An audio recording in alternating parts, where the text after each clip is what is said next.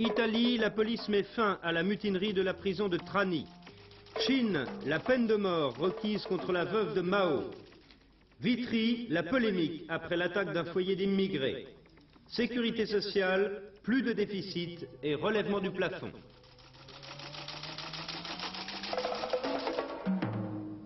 Madame, Monsieur, bonsoir. L'assaut a été donné à la prison de Trani en Italie où les détenus qui s'étaient mutinés hier détenaient en otage 19 membres du personnel. L'assaut a été donné exactement à 16h30 cet après-midi et il vient de se terminer, mais on sait déjà que les 19 otages ont pu être libérés. Les premières images de cette prise d'assaut viennent de nous parvenir. Le commentaire de Bernard. Il est 16h20 lorsque deux hélicoptères des carabiniers survolent puis se posent sur les toits du quartier de haute sécurité de la prison de Trani. Les forces spéciales d'intervention sont immédiatement débarquées. À l'intérieur de la prison, on entend des explosions et des rafales d'armes automatiques, tandis que des gaz lacrymogènes s'élèvent des bâtiments. 6 minutes plus tard, plusieurs voitures de police sortent de la prison, transportant, semble-t-il, des blessés. 2 heures plus tard, l'assaut est terminé. Bilan, seulement quelques blessés légers. C'est un succès sans conteste pour le chef de la police antiterroriste, le général Della Chiesa. Fidèle à sa réputation de dur, c'est lui qui a conduit en personne l'opération. Une opération sans précédent depuis le début des attentats terroristes en Italie. Mais avec cette prise de la prison de Trani, l'affaire des quartiers de haute sécurité n'est pas pour autant terminée en Italie. Les Brigades Rouges retiennent toujours en otage le magistrat romain Giovanni D'Urso.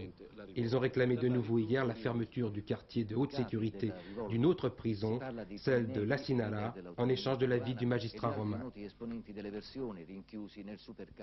Le tout sur fond de crise politique en Italie où tous les partis ne sont pas d'accord sur l'attitude à adopter.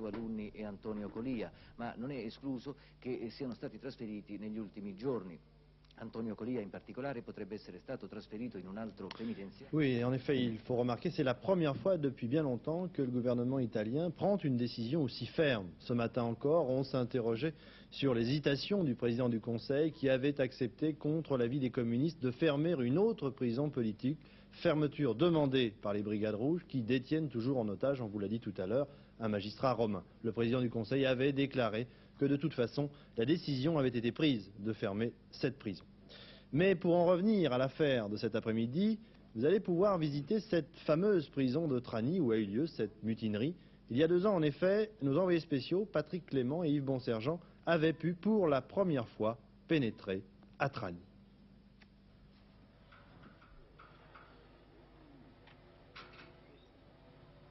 Nous avons pu visiter Trani, près de Bari dans le sud.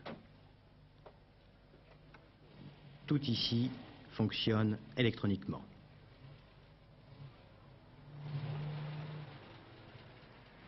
« 23h/24, le détenu vit dans un milieu ambiant sans son véritablement discernable.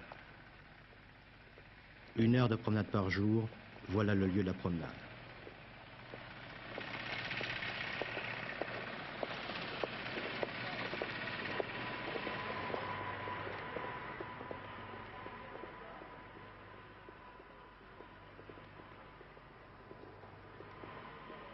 Est-ce que c'est vous qui faites la distinction politique? Non, ce sont les détenus qui font eux-mêmes la distinction. Est-ce que vous, lorsqu'ils arrivent, vous connaissez leur côté politique? Non. Non, quand ils arrivent, nous ne connaissons pas leur engagement politique. Alors, si un détenu est de droite et qu'il veut aller avec les détenus d'extrême gauche, vous le mettez dans l'extrême gauche? Non. Non, nous contrôlons en interrogeant les autres prisonniers de gauche ou de droite. De cette façon, nous sommes sûrs que les nouveaux venus appartiennent à une tendance ou à une autre. Pourquoi, dans cette prison à Trani, vous ne pouvez pas me dire, à moi par exemple, le nom des prisonniers? Les détenus ont le droit à l'anonymat, donc je ne peux pas vous donner leur nom. Il est possible qu'ils ne veuillent pas qu'on le révèle.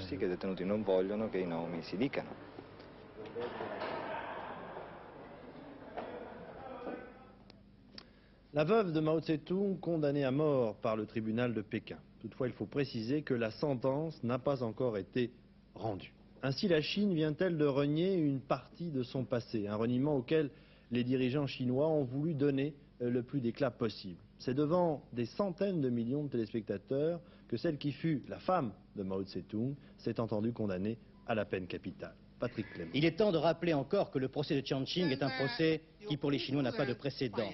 Jamais ce pays n'avait étalé ses divergences, ses contradictions, ses règlements de compte aussi clairement.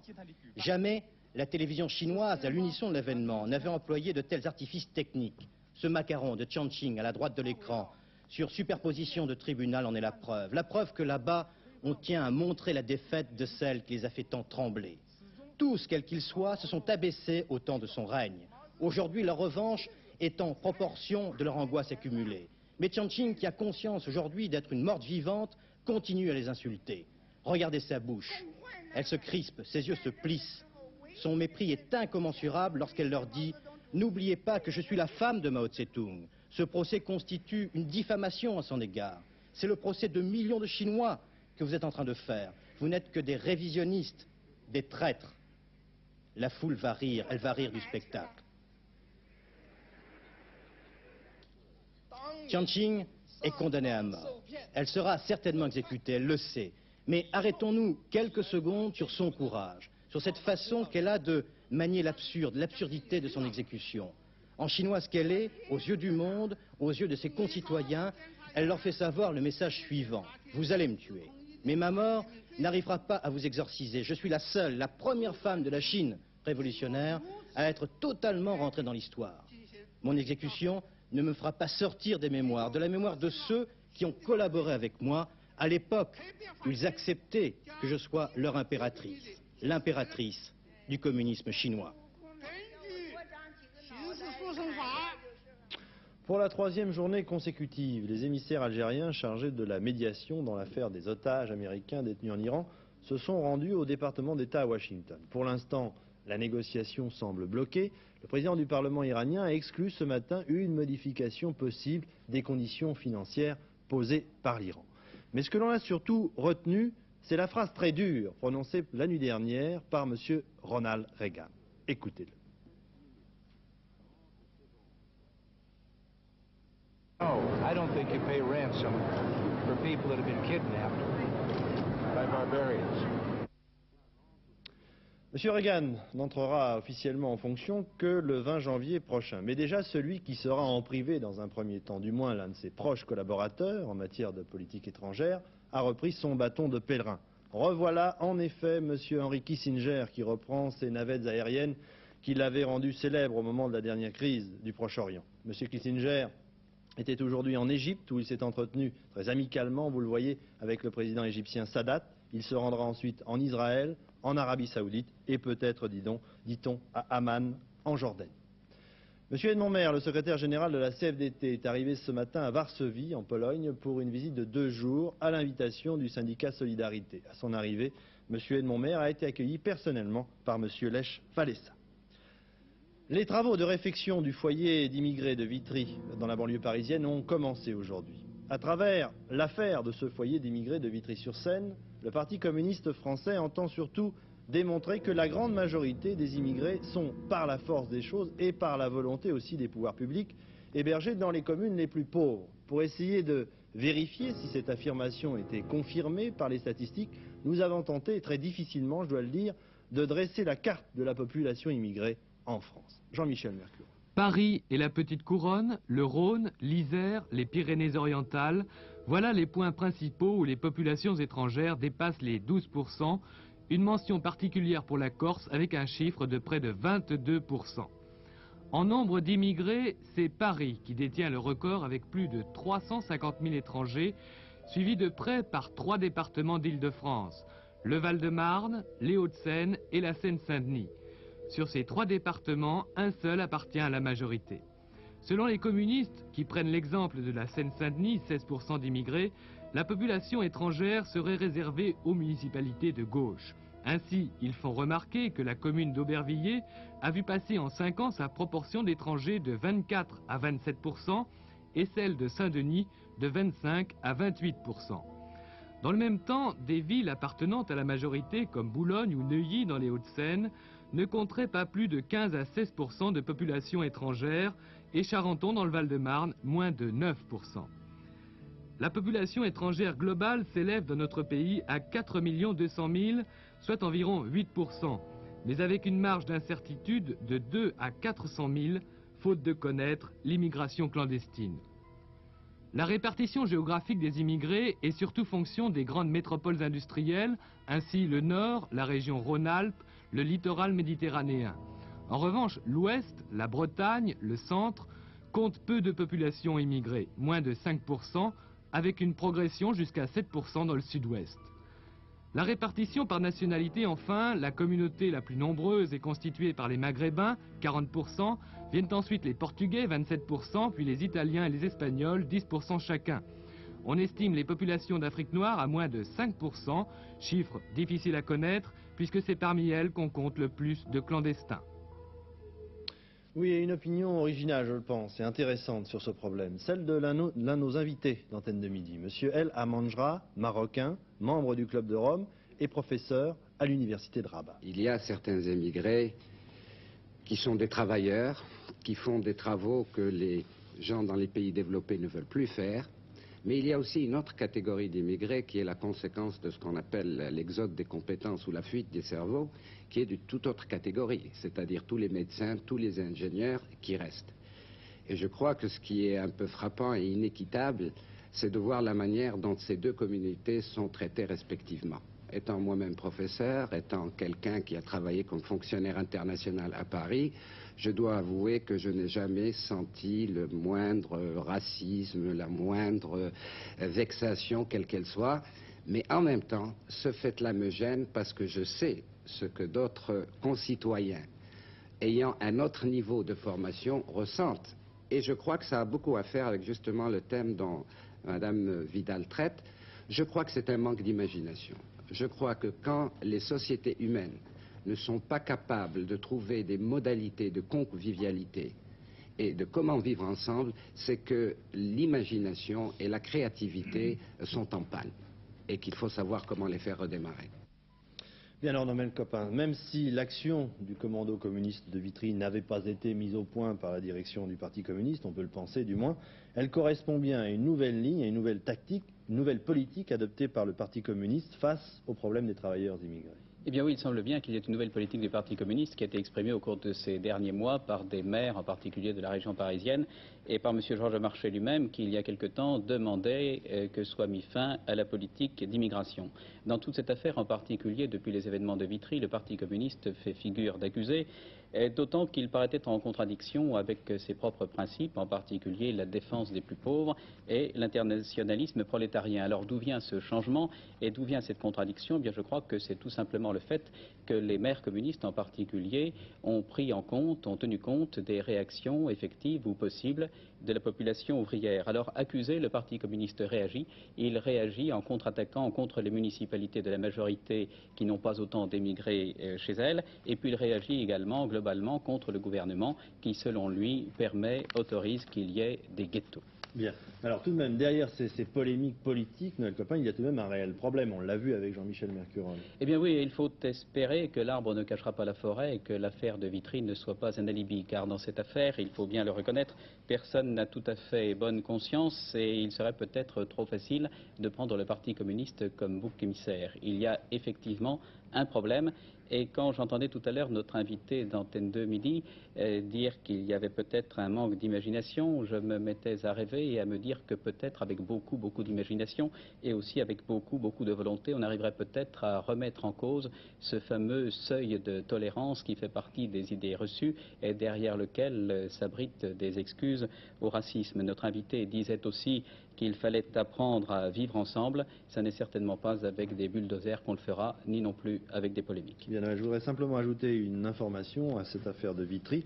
Le MRAP, le mouvement contre le racisme, a publié un communiqué cet après-midi disant que des actions comme celles dirigées contre le foyer de Vitry ne peuvent que contribuer à opposer Français et immigrés. Politique maintenant, une petite phrase de Madame Marie-France Garot dans un communiqué qu'elle a publié ce matin. Je la cite. « La France en a assez des médiocrités et des manigances, elle a assez vu les nonchalants de l'action et les gestionnaires de la décadence, elle exige des actes. » Fin de citation. La sécurité sociale est convalescente, c'est du moins l'avis de M. Jean Farge, secrétaire d'État à la Santé, qui annonce un excédent de 7,1 milliards des dépenses de santé pour cette année et un léger déficit pour l'année prochaine. Les explications de Jean-Marc Ilouz. Le chiffre de 7 milliards de francs ne concerne pas l'ensemble des dépenses de la sécurité sociale, mais seulement celui de la branche maladie. 7 milliards, c'est l'équivalent de 15 jours de dépenses du poste maladie. Globalement, en 1980, le ministère de la Santé compte sur un excédent de 8 milliards des recettes sur l'ensemble des dépenses de la sécurité sociale. Et le gouvernement estime qu'au regard des années précédentes, il a su renverser la tendance. Il faut savoir en effet qu'au rythme prévisible en 1978, il manquait déjà alors 5 milliards pour boucler les comptes de la branche maladie, on allait vers 23 milliards de déficit total pour les années 78, 79 et 80. Mais aujourd'hui, le redressement des comptes n'est pas pour autant définitif. Le secrétaire d'État à la Santé prévoit un nouveau déficit d'un peu plus de 2 milliards pour les dépenses maladie et le régime familial en 1981. Un déficit qui n'empêchera pas toutefois de mettre fin, dès le 31 janvier, au prélèvement exceptionnel de 1% imposé pendant 1 an et demi sur les cotisations. Dans l'avenir, la politique de modération de la croissance des dépenses de santé sera poursuivie, mais suffira-t-elle à exclure un nouveau recours au prélèvement exceptionnel ? Parmi les mesures qui ont été prises pour parvenir au redressement des comptes qui est aujourd'hui constaté, il y avait effectivement ce prélèvement de 1%, qui d'ailleurs n'était pas la partie la plus importante du programme, n'est-ce pas ? Le programme, c'était, je le répète, la modération de la croissance des dépenses de santé à la charge de la sécurité sociale. Alors, s'agissant du prélèvement de 1%, qui a été institué au mois de juillet 1979, il a été institué d'une manière exceptionnelle et temporaire, et par conséquent, il prendra fin, tout à fait normalement, à la fin du mois de janvier 1981. Alors, pour l'avenir, puisque vous me posez la question pour l'avenir, le gouvernement a fait et continuera de faire tout ce qui est en son pouvoir pour parvenir à cette maîtrise des dépenses de l'assurance maladie. Mais je voudrais ici dire que l'obtention et la préservation de l'équilibre financier de l'assurance maladie est une affaire de tous les jours et que c'est l'affaire de toutes les Françaises et tous les Français.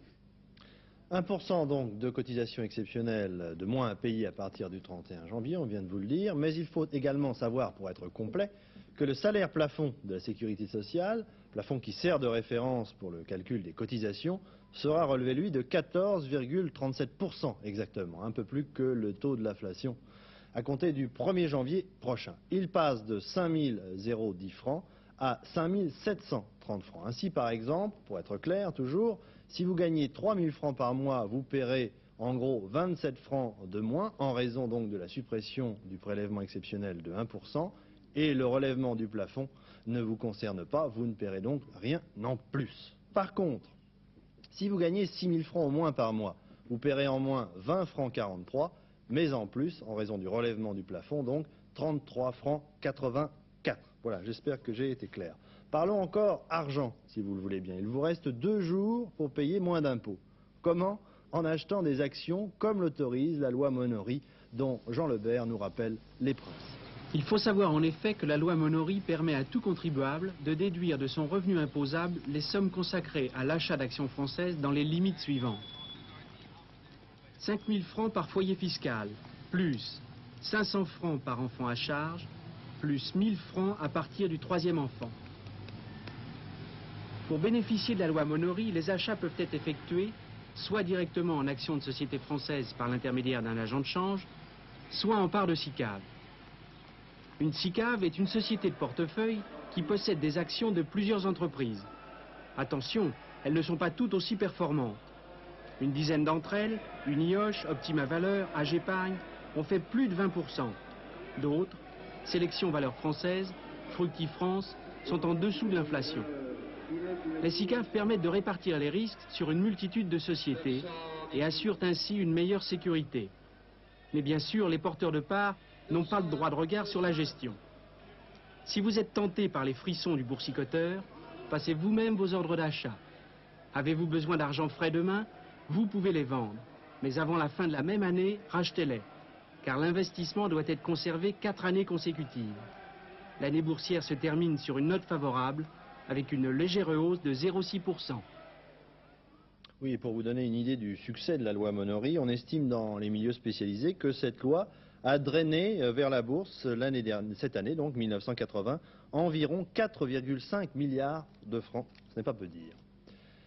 Les obsèques des 5 CRS tués dans le massif de Loisan auront lieu demain. Dernier témoignage recueilli par notre envoyé spécial, Pierre Fauque, sur cet accident dû visiblement à la fatalité, celui du lieutenant qui commandait les 5 CRS chargés d'escorter l'équipe de télévision qui filmait un document pour Antenne 2. Ça a été un phénomène d'avalanche de poudreuse, un petit aérosol qui s'est formé. Il y avait très peu de neige, mais là il y a un souffle énorme. Et bien là on a trouvé nos gars qui étaient déchiquetés, quoi. Alors je crois que, si vous voulez, nous sommes obligés, nous nous entraînons à l'alpinisme de pointe, parce qu'à partir du moment où des gens pratiquent de nouvelles formes d'alpinisme, il faut que nous le fassions aussi. Nous devons être aptes à aller chercher à peu près partout par n'importe quel temps. En l'espèce, les conditions étaient idéales. Très peu de neige en altitude. Il avait fait 5 cm là où nous étions 2 nuits auparavant. Il y en a eu 40 dans la plaine à Brouloisan. Il faut le froid. Il faisait moins 10, moins 12 toute la journée. La veille, il a fait moins 17.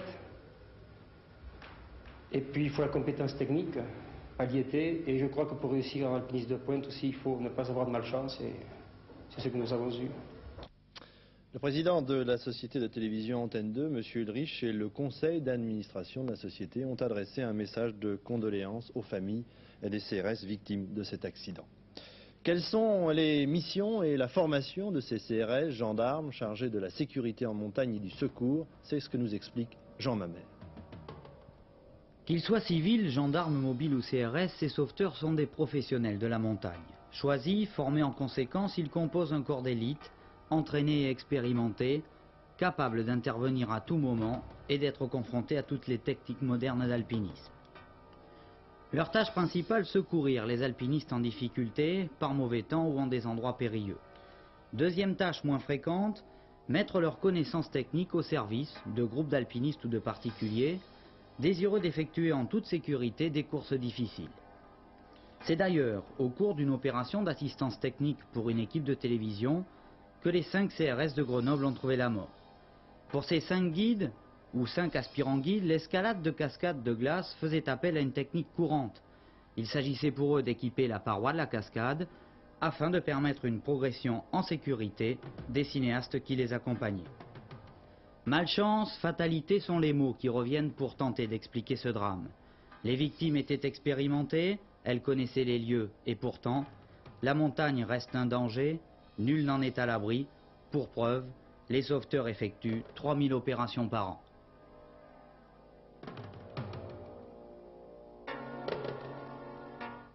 En bref encore, l'état de santé des 6 autonomistes corses qui font la grève de la faim depuis 47 jours à la prison de Fresnes s'est brusquement aggravé aujourd'hui d'après leur avocat, Maître Felli. La météo maintenant, Laurent Broumède. Nous parlions à l'instant de cet accident du massif de Loisan. Alors on peut peut-être commencer par le temps en montagne.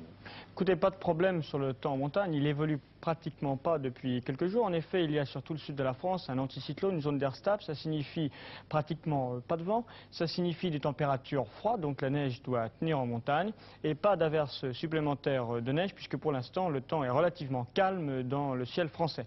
Alors pour la carte de demain, eh bien simplement beaucoup de nuages, un temps très brumeux et très nuageux, très gris toute la journée, depuis le nord de la Bretagne jusqu'au nord du bassin parisien et jusqu'au nord du pays, c'est-à-dire les frontières de la Belgique. Donc des nuages, un temps gris toute la journée, quelques petites pluies sur les côtes.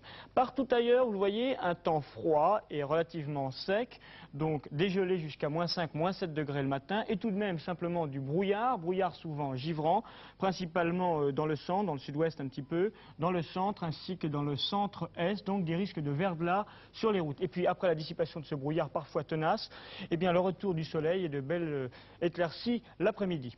Pour après-demain, eh bien tout simplement ce temps relativement plus doux et humide va descendre un petit peu sur le nord du pays jusqu'à atteindre, disons, les régions s'étendant de la Vendée jusqu'au Jura en passant par les Pays de la Loire ainsi que le nord du Massif central. Toutes ces régions donc plus doux et très nuageux avec quelques petites pluies. Surtout le sud, toujours le temps froid et sec avec des brouillards givrants à la rencontre entre l'air doux au nord et l'air froid au sud. Voilà Daniel. Merci Laurent. Le cinéma s'intéresse aux classiques du théâtre français. Le 7 janvier, en effet, sortira le film Les Fourberies de Scapin, d'après la pièce de Molière, avec Jean-Pierre Darras et Michel Galabru, sous la direction du réalisateur Roger Coccio. Mais le plus intéressant et le plus original dans cette affaire, c'est que ce film est produit par la Fédération d'éducation nationale et le Syndicat national des instituteurs qui attendent, si tout va bien, 6 millions d'élèves spectateurs. Un reportage de Georges Bécou. Les fourberies de Scapin, scénario et dialogue de Molière, réalisation Roger Coccio, producteur, 2 syndicats d'enseignants. C'est nouveau, c'est prometteur. Comme diable, vous allez vite! Que veux-tu que je devienne? Allez, j'ai votre affaire! Le Scapin, filmé par Coccio, respecte scrupuleusement Molière. Mais il multiplie les lieux et les trouvailles de mise en scène. Infâme! Fils indigne d'un père comme moi! C'est à Nice et dans la région que cette évocation de Naples au XVIIe siècle a été tournée. La FEN et le SNI ont financé l'opération par l'intermédiaire de leur banque, près d'1 milliard de centimes. Les 2 syndicats sont persuadés que l'entreprise contribuera à aider les enseignants et à délivrer les élèves d'une étude classique rébarbative. Cette expérience audiovisuelle de grande envergure, si elle réussit, en entraînera peut-être d'autres. Que d'aventures extraordinaires! Au fond, à l'école, lorsqu'on parle de musique ou de musiciens, eh bien, on ne donne pas aux jeunes une partition écrite. On leur fait écouter de la musique. Eh bien, nous voudrions que nous fassions écouter, que nous fassions voir du théâtre.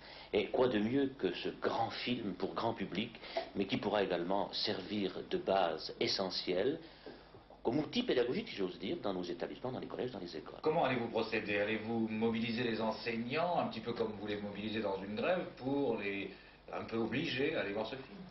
Nous allons demander à tous les collèges, à tous les lycées, à toutes les écoles, à tous nos adhérents, d'inciter leurs élèves à aller voir les fourberies de Scapin. Tout l'appareil militant de la Fédération de l'éducation nationale est au service de ce film. Et il est clair que nous comptons bien que les enfants vont parler de ce grand film aux parents et que ceux-ci auront envie d'aller le voir. Je crois que s'ils le font, ils en trouveront un grand profit parce que c'est un film divertissant. Sait-il bien ce que c'est que j'ai 100 écus? Je ne donnerai pas 200 pistoles. Que diable allait-il faire à cette galère? Il ne faut jamais réduire une œuvre d'art à une dimension strictement d'ordre disciplinaire. Je veux dire, les fourberies de Scapin, c'est un morceau choisi qui ne doit être étudié qu'en classe de français, et même à l'intérieur de la classe de français, dans un cours, par exemple, de littérature. C'est en réalité quelque chose qui permet la découverte de toute une époque, à la fois dans son langage de théâtre, mais aussi dans son histoire, dans sa vie du peuple, dans les manifestations qui pouvaient se dérouler. Et ça, le film de Roger Coccio le traduit magnifiquement. L'éducation des enfants est une chose à quoi il faut s'attacher fortement. Sans doute. À quel propos, cela? À propos de ce que les mauvais déportements des jeunes gens viennent le plus souvent de la mauvaise éducation que leur père leur donne.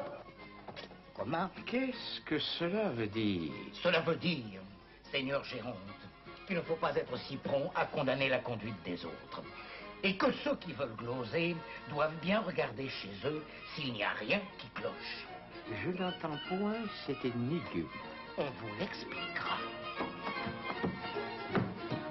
Est-ce que vous auriez ouï dire quelque chose de mon fils? On va demander aux instituteurs, professeurs de collège d'être de remarquables metteurs en scène, de remarquables comédiens. Et des musiciens. Et des musiciens. C'est pas possible. Donc je rêve d'un jour où des gosses vont voir les fourberies de Scapin et feront la grève en disant non, nous ne voulons pas vous entendre parler de Molière, nous voulons voir Molière et vous nous en parlez après. Bon, la télématique c'est ça, dans 10 ans, on appuiera sur un bouton et puis on dira, bon ben voilà, Bérénice, très bien, regardez Bérénice, maintenant on en parle.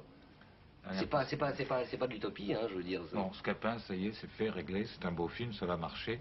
Est-ce que vous allez en faire un autre classique? Mais je rêve de Lorenzaccio depuis 20 ans.